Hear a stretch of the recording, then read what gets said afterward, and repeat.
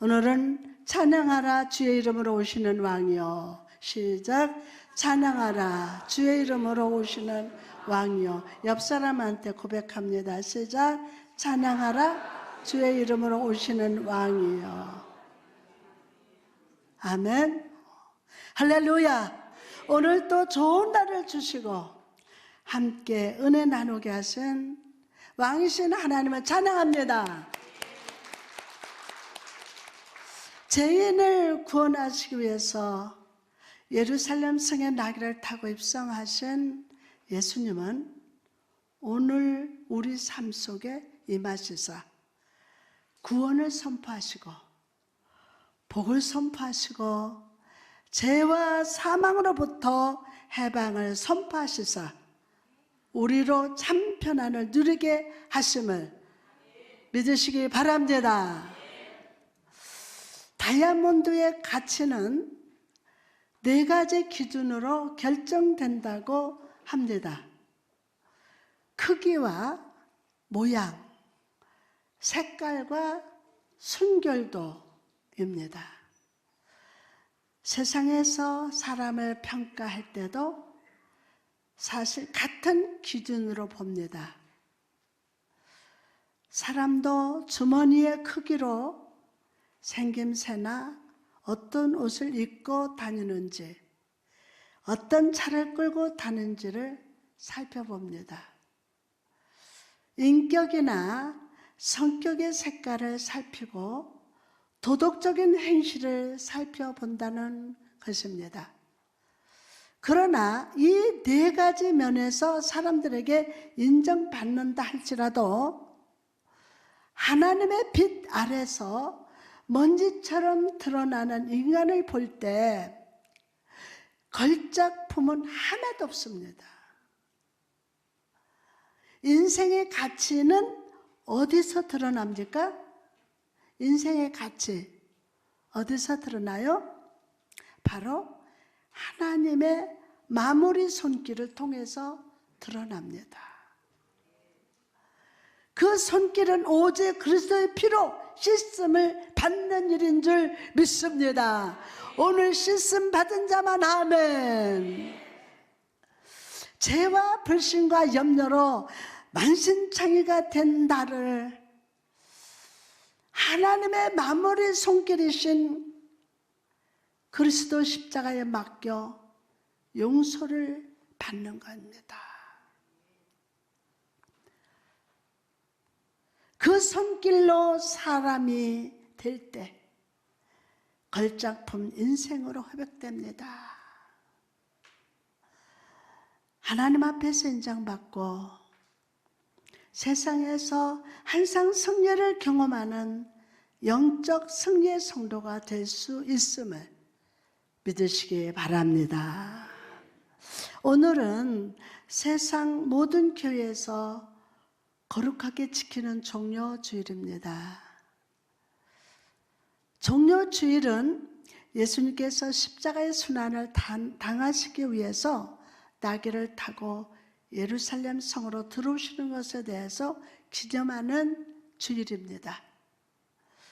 오늘 말씀에서도 볼 수 있듯이 예루살렘 성에 입성하시는 예수님은 승리의 왕을 상징하기도 하지만 그와 더불어서 우리의 죄를 짊어지신 속죄양이기도 합니다. 속죄양. 하나님을 모르는 세상의 사람들은 자기 자신을 높이고 자기의 유익을 위해서 살아가지만 그러나 우리 예수님은 하나님 보내신 왕 중의 왕이면서도 십자가를 짊어지시기까지 우리를 향한 사랑으로 가득하신 분이십니다. 사랑으로. 이 진리를 깨닫고 믿게 될 때 우리는 엄청난 하나님의 그 능력 가운데서 거할 수가 있게 됩니다. 왕 중의 왕께서 우리를 자신의 목숨을 내놓기까지 사랑하고 있다는데 그 사실을 알고 변화되지 않은 사람이 누가 있겠습니까? 그러므로 사도 바울은 다음과 같이 기도하고 있습니다. 에베소서 3장 17절에서 19절 말씀을 보니까 믿음으로 말미암아 그리스도께서 너희 마음에 계시게 하옵시고 너희가 사랑 가운데서 뿌리를 박히고 터가 굳어져서 능히 모든 성도와 함께 지식에 넘치게 그리스도의 사랑을 알아서 그 넓이와 길이와 높이와 깊이가 어떠함을 깨달아 하나님의 모든 충만하신 것으로 너희에게 충만하게 하시기를 구하노라. 여러분, 이 말씀이 무슨 뜻입니까? 그리스도의 사랑, 십자가를 짊어지신 그 사랑의 깊이를 깨달아 충만한 삶, 즉 능력 있는 삶을 위해 기도하고 있는 것입니다. 충만한 삶, 능력 있는 삶을 위해서 기도하고 있는 거예요. 그러므로 이 시간 우리들은 예수님의 예루살렘 입성하시는 그 모습 속에서 우리가 주 예수님을 위해서 어떤 마음으로 기다리고 맞이해야 하는지를 봅니다. 어떤 마음으로. 오늘 본문에서 우리는 세 종류의 사람들을 만나게 됩니다. 그들은 예루살렘 성에 입성하는 예수님의 사역을 준비하는 자들입니다. 그리고 그들은 그러한 준비와 태도를 통해서 주님의 고귀한 그 사역에 참여할 수 있는 영광을 누렸습니다.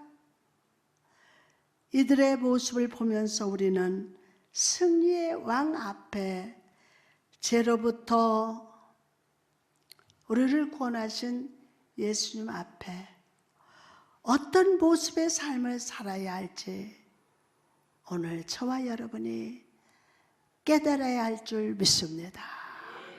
어떤 삶을 살지. 첫째, 말씀에 온전히 순종하는 제자들을 봅니다. 종료주의를 준비하는 첫 번째 사람을 우리는 주님의 말씀에 순종하는 제자에게서 발견할 수 있습니다. 예루살렘 성을 향하시는 예수님은요, 벳바게와 베다니에 이르렀을 때 제자들 중에서 2명을 마을로 보내면서 아무 사람도 타보지 않은 나귀를 풀어 오라고 하십니다. 그리고 제자 2명은 어떤 이의도 달지 않고 그대로 행했습니다. 왜요? 어떻게 해요? 이렇게 묻지다. 이해를 토를 달지 않았어요. 처음 보는 사람을 찾아가 나귀를 끌고 온다는 것이 그리 쉬운 일은 아닐 겁니다. 그러나 그러한 생각은 우리 생각에 불과합니다. 하나님께서는 예수 그리스도께서 당하신 고난과 그로 인한 영광을 이미 계획하고 있었기에 나귀를 준비하신 겁니다. 이미 계획하셨어요. 항상 불순종하던 제자들이었지만 그날은 주의 말씀에 순종했고 주님의 입성은 순조롭게 성취가 되었습니다. 여러분, 주님의 입성을 제자들에게 필요한 것은 순종입니다. 순종입니다. 그리고 그 순종은 오늘 우리에게도 중요한 신앙의 자세임을 잊지 마시기 바랍니다. 주님께 순종하는 삶은 우리의 상식을 벗어날 때도 있습니다.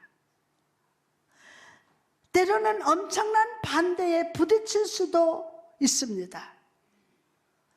그러나 주님은 말씀에 순종하는 자를 귀하게 여기시고 그러한 자를 기뻐하십니다. 아멘. 여러분, 사무엘이 하나님의 부르시는 음성을 듣게 되었을 때 그는 어떻게 반응했습니까? 말씀하옵소서. 주의 종이 듣겠나이다. 참으로 아름다운 반응입니다. 또한 여호수아 14장에 나오는 갈렙을 통해서도 우리는 말씀에 순종하는 자의 능력을 볼 수가 있습니다. 14장에 보니까 반복적으로 나오는 말씀이 있습니다. 하나님 여호와를 온전히 쫓았다 라는 것입니다. 그는 나이가 85세가 된 노인이었습니다. 그러나 늙었다고 꿈을 포기하지 않고 하나님을 믿고 순종했습니다. 그리고 하나님께서 주신 약속을 붙들고 이렇게 부르짖었습니다. 이 산지를 내게 주옵소서. 이런 갈렙의 도전정신이 어디서 나왔을까요? 바로 여호와 하나님을 온전히 순종하면서 나왔어요. 여러분, 우리에게도 도전과 순종은 상반되는 개념 같습니다. 그러나 그렇지 않습니다. 하나님께 온전히 순종하는 자가 세상을 향해서 지치지 않고 도전할 수 있습니다. 갈렙이 헤브론 성을 향해서 늙은 몸을 이끌고 목숨을 걸고 올라갈 수 있었던 이유는 단순히 자신의 야망만을 위해서가 아니었습니다. 아니었어요. 죄가 가득한 땅, 가나안을 심판하는 하나님의 도구가 되어 하나님께 온전히 순종한 것입니다. 하나님께 온전히 순종하는 자가 다시 도전할 수 있습니다. 여러분, 믿음은 바르게 듣고 바르게 응답할 수 있어야 돼요.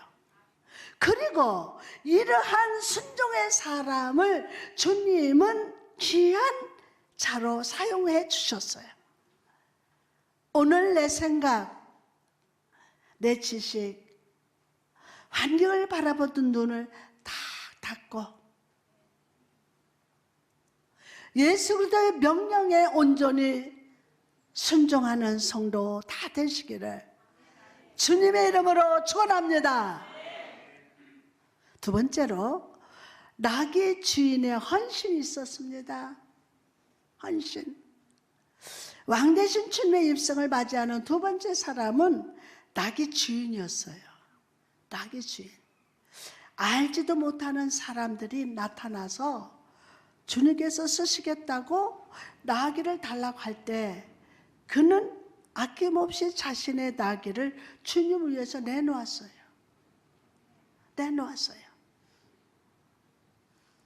이러한 그의 헌신은 주님의 예루살렘 성 입성에 중요한 의미를 부여했는데, 즉 예수님을 이 땅에서 생명의 왕으로 오신 메시아로 알게 되었다는 것입니다. 이처럼 주님을 향한 헌신은 주님을 영화롭게 할 뿐만 아니라 그 헌신의 사람에게도 영광과 축복이 됩니다. 우리가 그리스도인으로서 살면서 실패하는 원인이 어디에 있습니까? 어디에 있어요? 하나님께 헌신하기보다는 자신을 위해서 헌신하기 때문입니다. 자신을 위해서. 마태복음 26장에 보면요, 우리는 두 종류의 사람을 볼 수 있습니다. 한 사람은 자신을 위해 헌신한 사람이었고, 또 다른 한 사람은 주님을 위해서 헌신한 사람이었습니다. 자신을 위해 헌신한 사람은 가룟 유다입니다. 그리고 주님을 위해 헌신한 사람은 마리아입니다.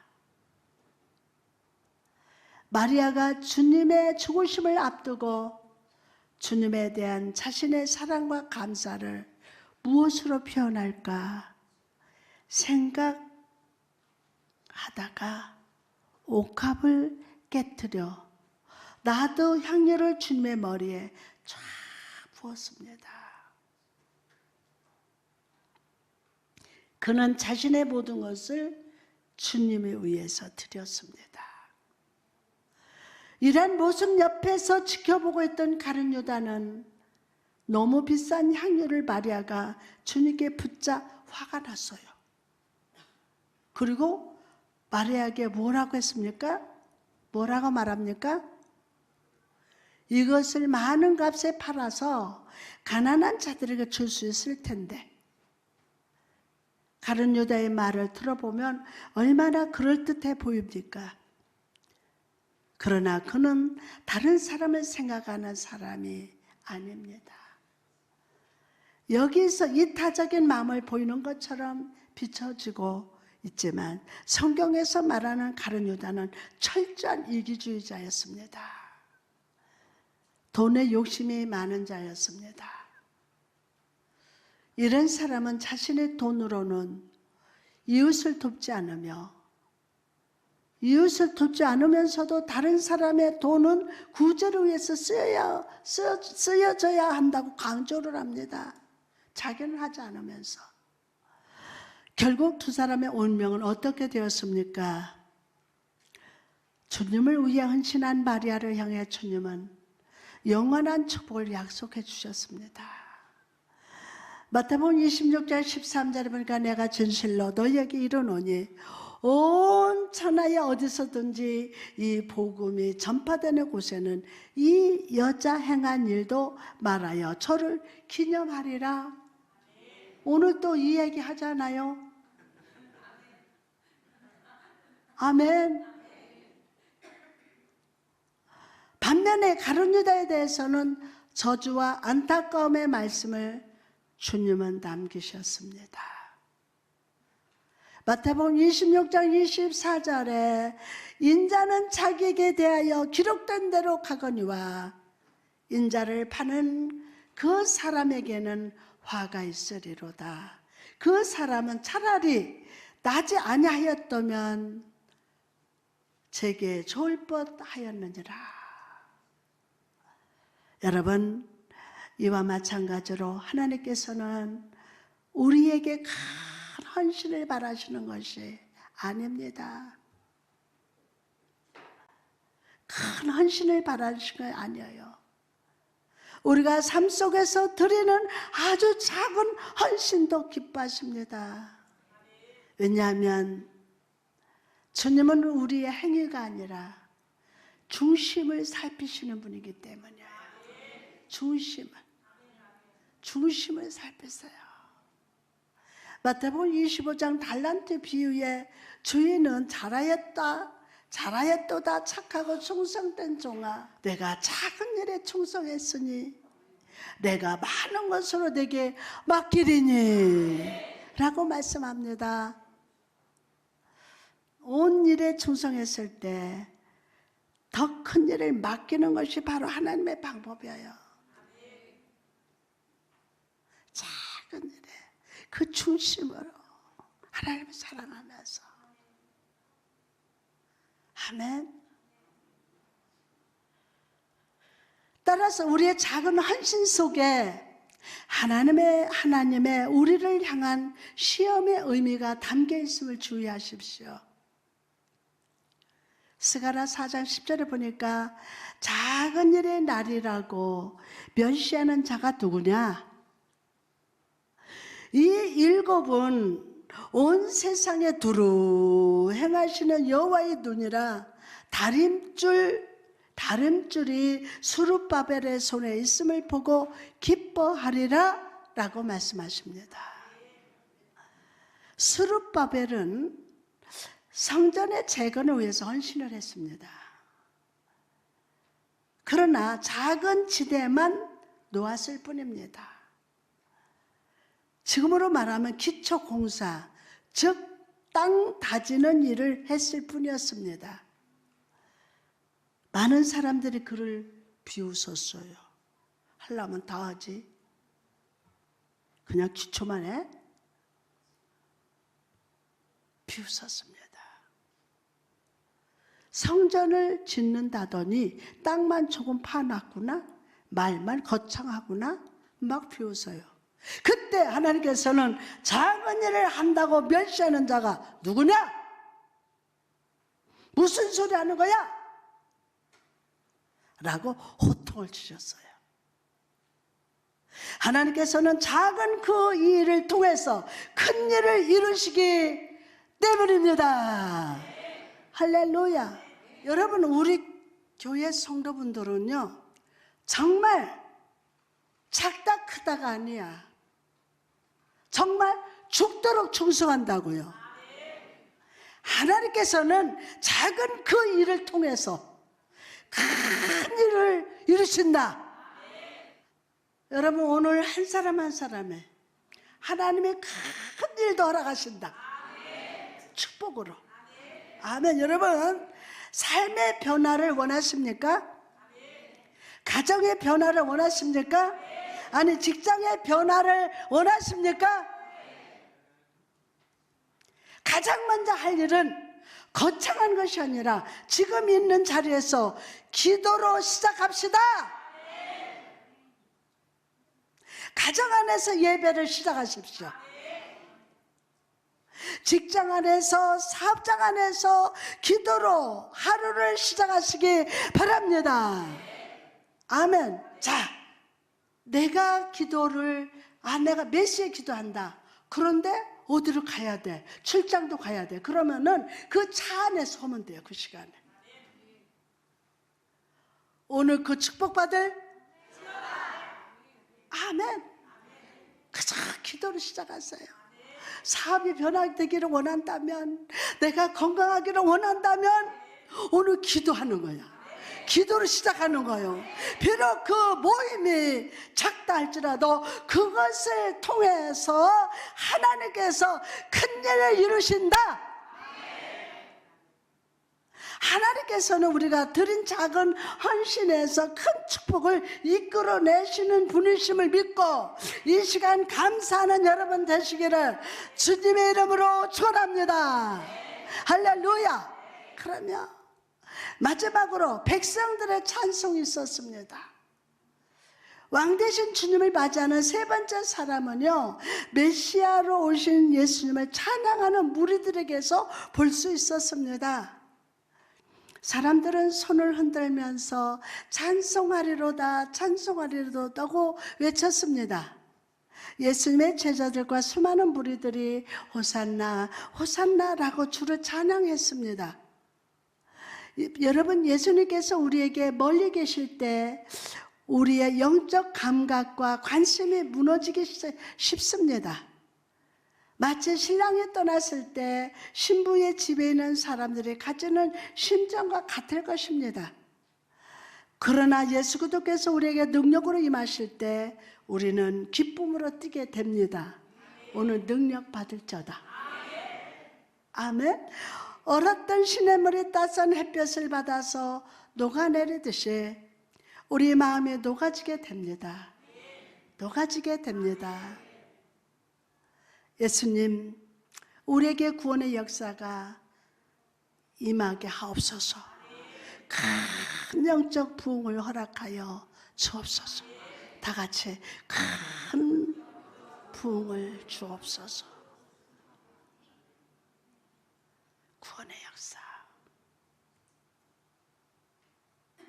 낙심하고 절망하고 주님을 떠나 살던 모든 자들이 이 시간 주님께 돌아오게 하여 주옵소서. 여러분, 예수 그리스도가 자기 백성에게 오실 때 모든 슬픔은 사라집니다. 모든 마음의 하나님을 향해 감사하게 됩니다. 오늘 이 예수를 찬양하십시오. 이 예수를 찬양하십시오. 내가 주인 삼을 모든 것 다 내려놓고 힘을 다해서 주 예수를 호산나 호산나 주의 이름으로 오시는 이여 찬송하리로다 라고 찬양하시기 바랍니다. 할렐루야.